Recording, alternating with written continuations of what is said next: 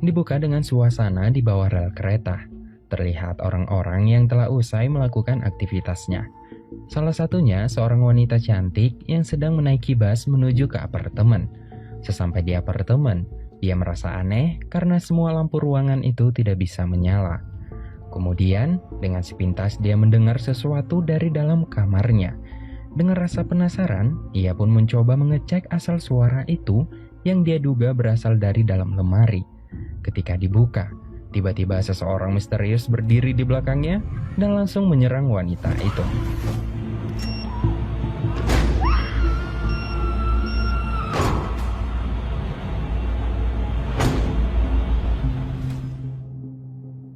Kini, kamera memperlihatkan di sebuah kamar apartemen dengan nomor 77 yang ditempati seorang wanita cantik bernama Youngmin. Terlihat Youngmin tidur dengan seorang pria. Tak lama kemudian, alarm jam arloji pria itu berbunyi sehingga pria itu terbangun dan pergi begitu saja. Di saat matahari telah terbit, Youngmin selalu saja merasa kecapean dan merasa pusing saat bangun pagi. Kemudian Youngmin bersiap-siap untuk pergi bekerja. Sebelum meninggalkan kamar, Youngmin tidak lupa menutup kloset dan merapikan jemurannya. Setelah itu, Youngmin yang hendak mengunci pintu kamarnya, dia merasa ada hal yang aneh ketika dia melihat kunci pintu digital kamarnya kotor dan berminyak. Dia menganggap seperti ada seseorang yang mengutak-atik kunci itu.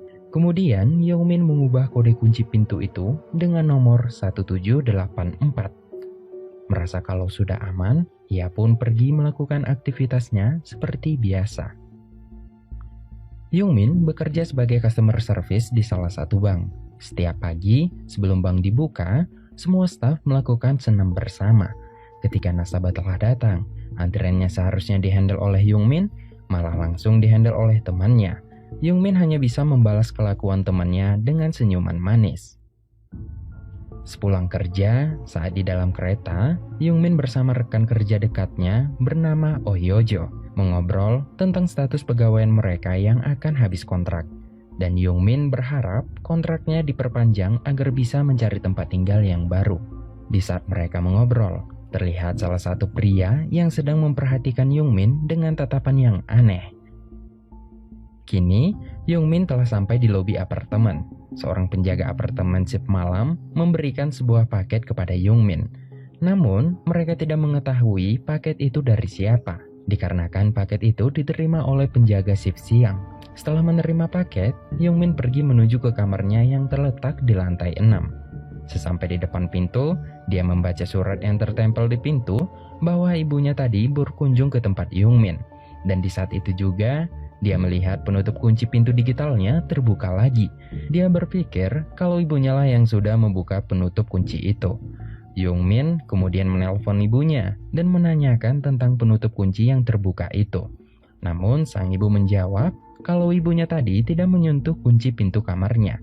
Mendengar hal itu, kekhawatiran Youngmin pun mulai kembali. Lalu Youngmin yang hendak tidur, tiba-tiba seseorang mengutuk pintu kamarnya. Dan juga terdengar suara tombol kunci yang sedang memasukkan password. Karena selalu salah memasukkan password, kini pintu kamarnya seperti dipaksa dibuka dari luar. Youngmin hanya bisa menatap pintu itu dengan tubuh gemetaran. Setelah suara gedoran itu berhenti, Youngmin memberanikan diri mencoba melihat keluar untuk memastikan orang yang mengedor pintunya. Setelah dibuka, tidak ada seseorang pun di sana. Dia hanya menemukan puntung rokok yang tergeletak di bawah pintu. Kemudian, Youngmin yang merasa khawatir langsung melaporkan kejadian itu ke polisi.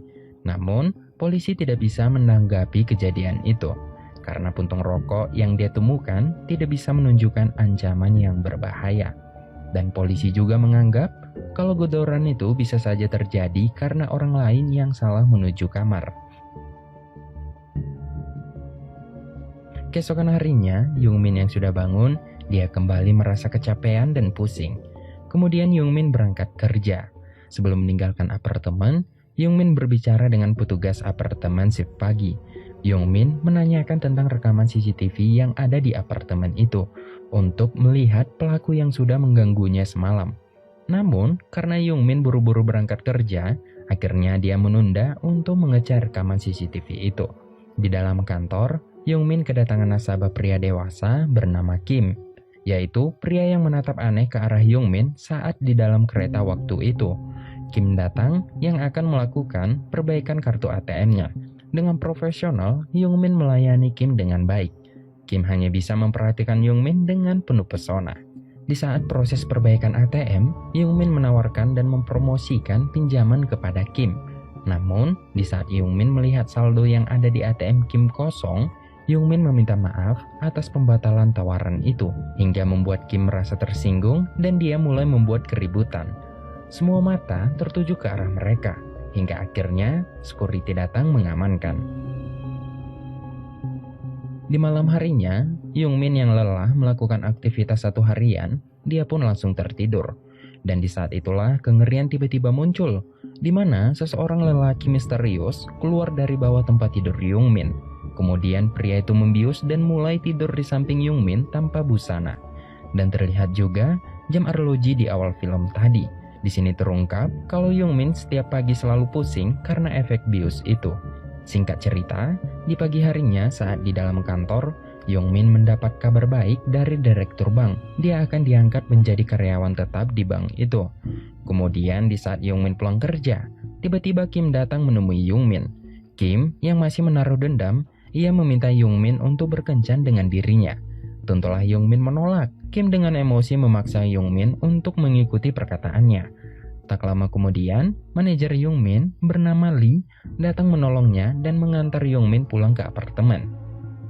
Sesampai di dalam kamar, Youngmin merasa ada hal yang aneh dengan kamarnya, di mana lampu kamarnya tiba-tiba tidak bisa menyala. Kejadian itu adalah seperti di awal film tadi, dan tak lama kemudian tiba-tiba seseorang menggedor pintu kamar Youngmin. Youngmin kembali merasa ketakutan hingga akhirnya dia melihat dari lubang pintu. Ternyata itu adalah manajer Lee yang datang untuk mengembalikan dompet Youngmin yang ketinggalan di mobil. Awalnya, manajer Lee datang hanya untuk mengembalikan dompet, namun akhirnya membantu Youngmin untuk menyalakan lampu kamarnya. Kemudian, Youngmin menemukan hal yang aneh saat masuk ke toilet. Biasanya, Youngmin sebelum berangkat kerja selalu menutup klosetnya, dan kini dia kebingungan karena klosetnya terbuka begitu saja. Tak lama dari situ, Youngmin kepikiran dan merasa curiga terhadap manajer Lee yang tiba-tiba datang ke apartemennya. Ia menanyakan bagaimana Lee bisa tahu letak kamarnya di lantai 6. Sedangkan Youngmin tidak pernah memberitahu nomor kamarnya.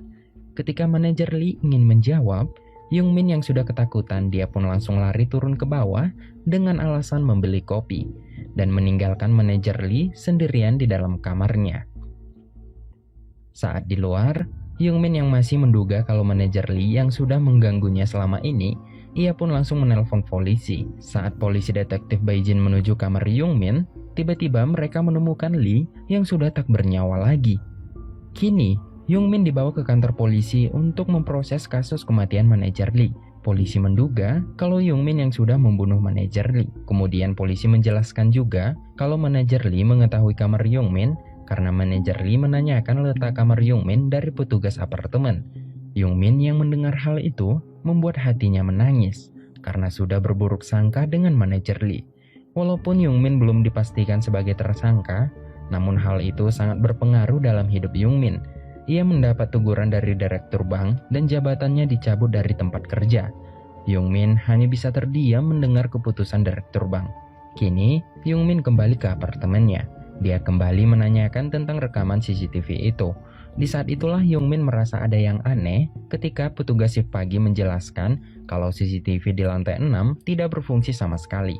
Petugas juga menambahkan perkataan kalau orang-orang yang tinggal di apartemen sering salah menuju kamar karena kondisi mabuk. Lalu, Youngmin yang kembali ke kamarnya, dia melihat kamarnya sangat berantakan. Di saat membersihkan kamar, dia menemukan sebuah kartu kunci di bawah lemarinya. Kemudian Youngmin mencoba kunci itu ke setiap pintu kamar yang ada di sana. Satu persatu dicoba Youngmin hingga akhirnya pintu kamar 701 dapat diakses oleh kartu kunci yang dia temukan. Ternyata kamar itu adalah milik wanita bernama Sung Hee yang di awal film tadi. Di dalam kamar itu, Youngmin menemukan lembaran data transaksi kartu kredit milik Sung Hee dan melihat foto Sung Hee tertempel di tembok. Kemudian Sung Hee dan Yojo menyelidiki kartu data transaksi milik Sung Hee. Ternyata, Sung Hee merupakan salah satu nasabah di bank tempat mereka bekerja. Kini, kebingungan mereka berdua pun mulai menjadi, karena mereka menemukan bahwa Sung Hee masih melakukan transaksi setiap hari di jam 1 siang dengan nominal yang sama dan di market yang sama. Kemudian mereka pergi ke market tersebut, bertujuan untuk mengetahui siapa sebenarnya Sung Hee. Setelah lama menunggu di sana, akhirnya mereka melihat seorang wanita datang dan membeli barang yang sesuai dengan seperti transaksi Sung Hee. Kemudian mereka berdua mengikuti wanita itu, hingga akhirnya mereka tiba di dua jalur. Kini mereka memutuskan untuk berpisah agar lebih mudah menemukan wanita itu. Kemudian Young-min melihat halaman rumah yang dipenuhi tumpukan sampah yang seperti dibeli wanita tadi. Dengan rasa penasaran, ia masuk melalui pagar dan melihat kunci rumah itu sama persis dengan kunci digital kamarnya. Rasa penasaran pun semakin menjadi, hingga akhirnya Young-min mencoba memasukkan kode dengan sembarangan. Namun, tetap saja pintu itu terkunci. Kini, dia mencoba menggunakan kode kamarnya sendiri, yaitu 1784. Dan kode itu berhasil membuka kunci pintu. Rasa penasarannya pun semakin menjadi lagi. Kemudian di dalam rumah, Young-min tidak menyangka melihat Sung Hee dengan kondisi tidak berdaya di atas ranjang. Ketika Young-min hendak menelpon detektif Bae-jin, tiba-tiba dia melihat seorang pria datang yang akan memasuki rumah itu. Dengan cepat, Young-min bersembunyi di bawah ranjang. Kemudian Young-min mendengar kalau pria misterius itu berbicara dengan Sung Hee, di mana pria misterius itu mengatakan kalau saat ini dia tidak butuh lagi dengan Sung Hee, karena dia sudah menemukan wanita baru yang tinggal di apartemen dengan nomor kamar 77. Young-min yang mendengar hal itu, dia merasa kaget karena nomor 77 adalah kamarnya sendiri. Dan di sini terbukti bahwa pria misterius itulah yang sering tidur dengan Young-min. Setelah pria itu keluar dari dalam kamar, dengan cepat Young-min bersembunyi di balik pintu kamar itu. Dan di saat itu juga, dia melihat hal yang paling mengerikan, di mana wanita itu sudah dimutilasi di bagian kaki, dan segera melakukan mutilasi lagi di bagian tangan. Young-min yang sudah tidak tahan lagi di dalam rumah itu, ia mencoba untuk kabur. Namun sayangnya, dia ketahuan oleh pria misterius itu. Hingga akhirnya Young-min bersembunyi di suatu ruangan tanpa huni. Namun, Young-min tetap saja ketahuan. Ketakutan Young-min membuat dirinya terdiam dan menjadi kaku seketika. Dan untung saja, Yeojo datang dan menabrak pria itu menggunakan gerobak. Mereka berdua sama-sama terbaring di jalan. Kemudian Yeojo dengan geram melawan pria itu. Namun, kekuatan Yeojo tidak sanggup, sehingga Yeojo terlempar ke arah jalan. Sedangkan Young-min masih terdiam dengan kakunya. Tak lama dari situ, tiba-tiba polisi datang dan pria misterius itu langsung melarikan diri. Di dalam mobil, Young-min menceritakan semua kepada detektif Bae-jin tentang kengerian yang baru dia lihat dari dalam rumah itu. Polisi tidak percaya, karena keterangan dari Young-min tidak sedetail mungkin. Young-min hanya mengatakan kalau pria misterius itu memakai jam arloji di tangan kirinya.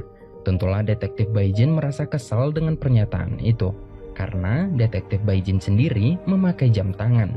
Tak lama kemudian, salah satu petugas polisi datang memberitahu bahwa mereka menemukan sepotong tangan seorang wanita. Di tangan itu terselip selembar kartu pegawai bank tempat Young-min bekerja. Singkat cerita, polisi kini menduga Kim sebagai pelakunya. Dengan beberapa kecurigaan, yaitu ditemukan kartu pegawai bank tempat di potongan tangan Sung Hee. Sebelum itu, Young-min pernah memberikan kartu pegawai bank kepada Kim. Lalu, Kim selalu mengusik dan bertingkah aneh kepada Young-min. Dan saat malam itu juga, Kim terlihat di CCTV depan apartemen Young-min dengan gerak-gerik mencurigakan. Dan detektif Bae-jin melihat jam tangan arloji seperti yang sudah disampaikan Young-min sebelumnya. Dan jam itu sangat mirip dengan jam di awal film tadi. Namun sayangnya, polisi tidak bisa mendapat bukti lebih jelas lagi mengenai Kim sebagai tersangka. Hingga akhirnya Kim dibebaskan begitu saja. Young-min yang merasa tidak aman lagi di apartemen itu, dia memutuskan untuk pindah ke apartemen lain dan mulai pamitan dengan petugas shift pagi. Keesokan harinya, Kim datang ke apartemen Young-min untuk menemui Young-min. Petugas apartemen shift pagi menjelaskan kalau Young-min sudah pindah ke apartemen lain. Kemudian, Kim mulai membuat alasan agar petugas itu memberikan alamat Young-min saat ini. Akhirnya, petugas percaya dan memberikan alamat tinggal Young-min. Singkat cerita, kini Youngmin sudah berada di kamar barunya. Tak lama dari situ, Youngmin mendapat sebuah paket entah dari siapa. Ketika dibuka, paket itu berisi ponsel yang di dalamnya terdapat foto-foto Youngmin saat tidur. Tentulah paket itu dari pria misterius yang selalu meneror Youngmin. Youngmin hanya terdiam menatap foto itu. Dia tidak tahu apa yang sudah terjadi dengan dirinya. Lalu, di saat itu juga ponsel Youngmin mendapat panggilan video call dari Yojo. Ketika diterima, ternyata itu adalah pria misterius yang sudah berada di kamar Yojo. Tentulah Youngmin dengan panik langsung menuju ke apartemen Yojo, sehingga Youngmin lupa membawa kunci kamarnya. Ketika sampai di pintu kamar Yojo, Youngmin dengan histeris menggedor pintu kamar itu, sembari melihat Yojo yang sedang dimutilasi. Kepanikan Youngmin pun sudah meledak.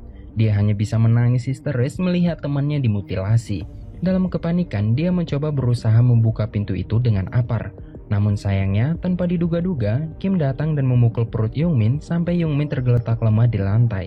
Namun, dengan keadaan lemah, Youngmin tetap memberi perlawanan karena saat ini teman dekatnya dalam bahaya. Beruntung, detektif Baijin dan rekannya datang menangkap Kim, sedangkan Youngmin masih berusaha membuka pintu itu, hingga akhirnya dia berhasil masuk dan melihat kaki Yojo yang sudah hampir putus.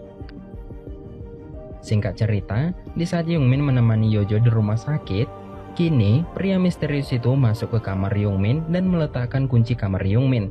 Dan diketahui kalau pria misterius itu sudah menduplikat kunci kamar Youngmin. Kemudian di rumah sakit, kini keadaan Yojo sudah membaik.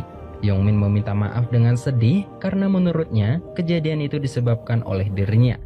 Yojo tidak menyalahkan siapapun atas kejadian ini. Bahkan Yojo menyemangati Youngmin, sahabatnya. Mendengar hal itu membuat hati Youngmin senang dan semakin sayang dengan Yojo. Tak lama kemudian, polisi detektif Baijin datang dan memberikan CCTV berbentuk seekor penguin yang untuk diletakkan di dalam kamar Youngmin. Itu bertujuan untuk mengetahui apabila terjadi hal-hal yang tak diinginkan. Lalu CCTV tersebut ditaruh pada rak yang terletak dekat ranjangnya. Suatu malam, ketika Youngmin berbelanja di minimarket, ia tiba-tiba bertemu dengan penjaga apartemen lamanya yang dikenal sebagai Gong Hun. Gong Hun adalah penjaga shift pagi, dan di saat itulah kecurigaan Youngmin mulai kembali timbul ketika dia melihat Gong Hun membeli seperti yang terdaftar di catatan Sung Hee sebelumnya, dan juga melihat jam arloji yang pernah dia lihat ketika pria misterius itu menyerangnya. Tentulah hal itu membuat Youngmin menjadi ketakutan. Namun, dia tidak mau berburuk sangka lagi, seperti yang sempat terjadi dengan manajer Lee. Ketika sampai di kamar, Youngmin masih saja merasa ketakutan hingga dia tertegun di atas ranjang. Kemudian pandangannya beralih ke atas meja dan melihat makanan yang seperti dibeli Gong Hun tadi. Dengan rasa tegang, ia pun mencoba mengecek rekaman CCTV melalui ponselnya. Seketika, badan Youngmin bergetar ketika ia melihat Gong Hun yang sudah masuk dahulu ke kamar Youngmin. Kini, Youngmin tahu keberadaan Gong Hun yang sedang bersembunyi di bawah ranjangnya, hingga membuat kaki Youngmin bergetar begitu hebat. Tanpa mikir panjang, Youngmin langsung berusaha untuk kabur. Namun sayangnya, Gong Hun berhasil menangkap Youngmin dengan mudah. Singkat cerita, kini Youngmin terbangun di suatu ruangan dengan keadaan pusing, dan di sampingnya sudah ada Gong Hun yang sedang memeluknya.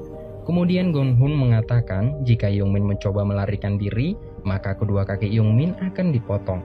Youngmin yang tidak peduli dengan perkataan Gong Hun, dengan keadaan lemah, dia langsung memberi perlawanan dan mencoba untuk kabur. Namun sayangnya seluruh pintu di ruangan itu sudah ditutup dengan rapat, hingga akhirnya Youngmin bersembunyi di suatu ruangan. Di sisi lain, detektif Baijin mencoba menghubungi Youngmin, namun ponsel Youngmin tiba-tiba tidak aktif.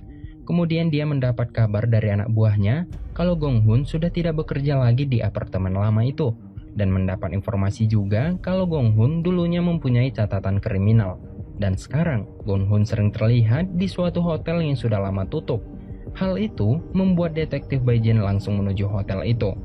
Singkat cerita, kini detektif Baijin menemukan hotel itu dan langsung masuk ke dalamnya.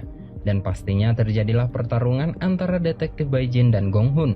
Awalnya, detektif Baijin sangat unggul dalam pertarungan. Namun sayangnya, detektif Baijin terkena tembak hingga membuat dirinya tewas seketika. Pertarungan tidak sampai di situ saja. Kini Gong Hun mulai menghajar Youngmin hingga akhirnya mereka berdua tertimpa lemari yang besar dan kosong. Saat itu, tangan Gong Hun tertusuk dan terjepit oleh paku besar yang menempel di lemari. Hal itu membuat Youngmin mendapat kesempatan untuk keluar. Namun Gonghun yang sudah emosi langsung menarik tangannya yang tertempel paku itu. Kini, Gonghun mencoba membunuh Youngmin dengan cara mencekik lehernya. Dan di saat itulah Youngmin mendorong kepala Gonghun dengan kuat hingga kepalanya tertusuk paku dan membuat Gonghun tewas seketika.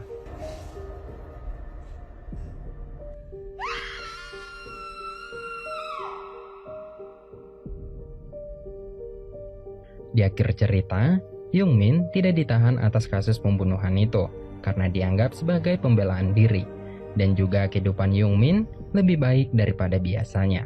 Lalu, film pun selesai.